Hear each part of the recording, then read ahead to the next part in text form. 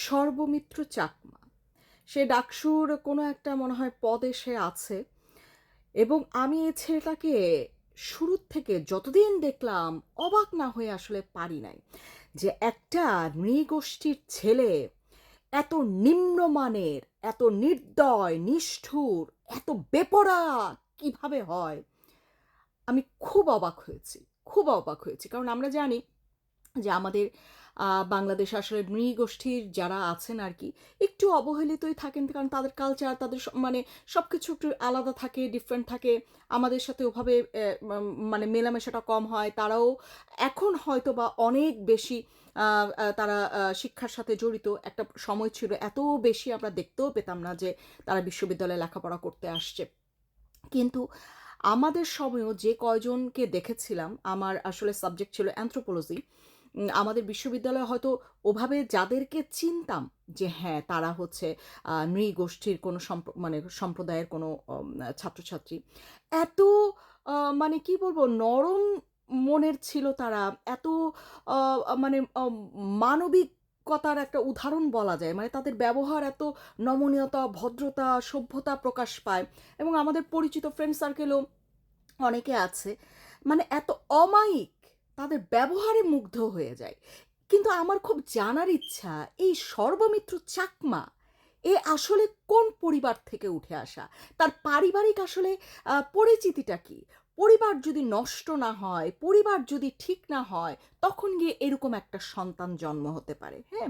তাকে আমরা প্রথম থেকেই দেখে এসছি তার ব্যবহারের জন্য সে কিন্তু বিতর্কিত, এবং সবসময় তার একটা উগ্রপন্থী একটা আচরণ তার মধ্যে খেয়াল করা যায়। হাতে একটা লাঠি থাকবে, সে বয়োজ্যেষ্ঠ মানে না, সে ছোটদের মানে না, সে কোনো বয়সের তোয়াক্কা করে না, সে সারাক্ষণ একটা মানে মাস্তানি ভাব নিয়ে, লাঠিসোঁটা নিয়ে একটা উগ্রপন্থী মৌলবাদীর একটা আচরণ সে সবসময় দেখানোর চেষ্টা করে। কারণটা কি? এর আসলে পরিবারকে কোনো যদি মানে সত্যিকারের যদি চাকমা পরিবারের সে হয়ে থাকে, তার ব্যবহার তো এরকম হওয়ার কথা ছিল না। সে তো এইরকম ব্যবহারের হতেই পারে না। কারণ আমরা আমরা বললাম তো যে আমরা রাস্তা থেকে মানে পলিটিক্স করে টোকাইগিরি করে তো উঠে আসি নাই ভাই। লেখাপড়া আমরা করেছি, বিশ্ববিদ্যালয়ে আমরা গিয়েছি। আমাদের ফ্রেন্ড সার্কেল হোক, পারিবারিক ফ্রেন্ড সার্কেল হোক, তাদের মধ্যেও এরকম নৃগোষ্ঠীর অনেক অনেক সদস্যরা আছে। এবং মানে কারো সম্পর্কে আমাদের এরকম কোনো মানে অভিমত নাই যে তাদের ব্যবহার খারাপ বা তারা এরকম উগ্রপন্থী আচরণের মানুষ। মানে এত অমায়িক মানুষজন আমরা দেখেছি সব জায়গায়। কিন্তু এ কোত্থেকে উঠে এসেছে? এ কে? এ কে? কিছুদিন আগে সে মানে গুন্ডামি মাস্তানি তার ক্ষমতা দেখানোর জন্য একটা বয়োজ্যেষ্ঠ তার ব্যাগে নাকি গাঞ্জা আছে, একটা ফালতু একটা কথা বইলা ছড়াই দিল। আর আমরা বাঙালিরা তো এগুলো খুব খাই, তাই না? যে ধর্মকে অবমাননা করেছে, ব্যাগে গাঞ্জা পাওয়া গেছে, তারপর হচ্ছে মানে আরো আরো কি কি জানো, খুব খুব খাই আমরা এগুলা। তা মানে যাচাই বাছাই করার প্রয়োজন মনে করি না। কেউ যদি দোষী হয় তার জন্য প্রশাসন আছে, আইন আছে। তুমি কে হে?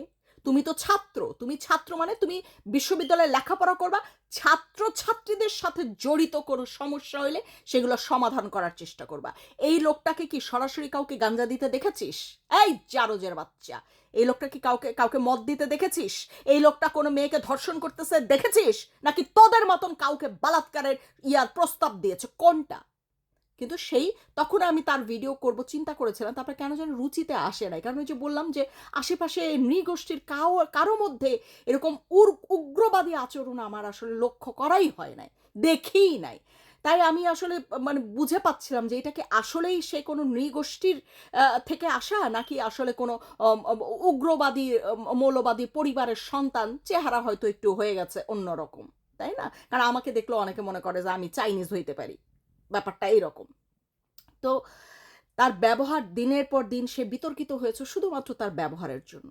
তার হচ্ছে লেখাপড়া করার কথা, তার হচ্ছে মানে ছাত্রছাত্রীদের ভোটে যেহেতু নির্বাচিত, ছাত্রছাত্রীদের সমস্যা সে দেখার কথা। কিন্তু এই লোকের সাথে কোনো ছাত্রছাত্রীর কোনো সমস্যা জড়িত ছিল একেবারেই না। একটা বয়োজ্যেষ্ঠ লোককে সে নির্দ্বিধায় লাঠি দিয়ে পেটাচ্ছে, লাঠি দিয়ে তেড়ে যাচ্ছে। এ কি রে ভাই, কোন বাপ মা তোর জন্ম দিছে তুই একটু বলবি? কোন বাপ মার ঘর থেকে তোর মতন একটা বেজন্মা জন্ম হয়েছে? এই 24 প্রজন্মর মানে বেশিরভাগ, আপনি যদি 90% ধরেন, 90%ই হচ্ছে তার বাপ মায়ের সমস্যা আছে, বেজন্মা। এই যে দেখেন না, তারা নিজেরাই কিন্তু এখন বলতেছে, হ্যাঁ, যাদেরকে সন্ত্রাসী না কি জানো ইয়ে রাজাকারের নাতাপতি বলা হয় নাই, তারপর সেটাকে বিকৃত করে নিজেদের উপর নিয়ে এসে কি ক্ষোভ, সারা বাংলাদেশ তছনছ। হ্যাঁ, আর এই 18 মাস ধরে তারা মানে কি কি হইলো এখন মদতখানার ইয়ে কি মদখানার সদস্য, তাদেরকে সরাসরি সেই ঢাকা বিশ্ববিদ্যালয়ে মেয়েদেরকে ডাকা হয়েছে বেশ্যাখানা। তা জামাতরে অনুরোধ করব, এসব বেশ্যাখানা বাংলাদেশে রাখার দরকার নাই। এই মেয়েদের লেখাপড়া বন্ধ করে এগুলারে ঘরে বসাই দেন, দিয়ে ঢাকা বিশ্ববিদ্যালয় হবে শুধু মাদ্রাসার পোলাপানরা পড়াশোনা করবে, কোনো মেয়ে থাকবে না। এসব বেশ্যা পাইলা করবেন কি, বেশ্যাখানা বন্ধ করেন, যদি ক্ষমতা থাকে বেশ্যাখানা বন্ধ করে দেখান, নইলে গালগপ্প মাইরা দরকার নাই। হ্যাঁ, তো এই ছেলেটা আবার কালকে দেখলাম যে কোন ঢাকা বিশ্ববিদ্যালয়ের কোন মাঠে মনে হয় বাচ্চারা খেলতে আসছিল, সেই বাচ্চাদেরকে আবার লাঠি, তার হাতে কিন্তু লাঠি আছে, হ্যাঁ, লাঠি হাতে নিয়ে তাদেরকে উঠবস করাচ্ছে, কান ধরে উঠবে, এই ঢাকা বিশ্ববিদ্যালয় তোর বাপের সম্পত্তি, এই বেজন্মা জারজের বাচ্চা, ঢাকা বিশ্ববিদ্যালয় তোর বাপের সম্পত্তি কিন্না ফেলছিস, পদে কয়দিন থাকবি রে, এই লাঠি তোর নিচ দিয়ে ঢুকায়া উপর দিয়ে বাইর করাবে। তুই মনে করছিস কি পদত্যাগ করলে তোকে ছেড়ে দেওয়া হবে? তাই মনে করিস তুই? তোর অন্যায়ের কলসি অলরেডি ভরে গেছে, কোনো পদত্যাগ তোদের কাউকে বাঁচাইতে পারবে না, এটা মাথায় রাখিস, জারজের বাচ্চা।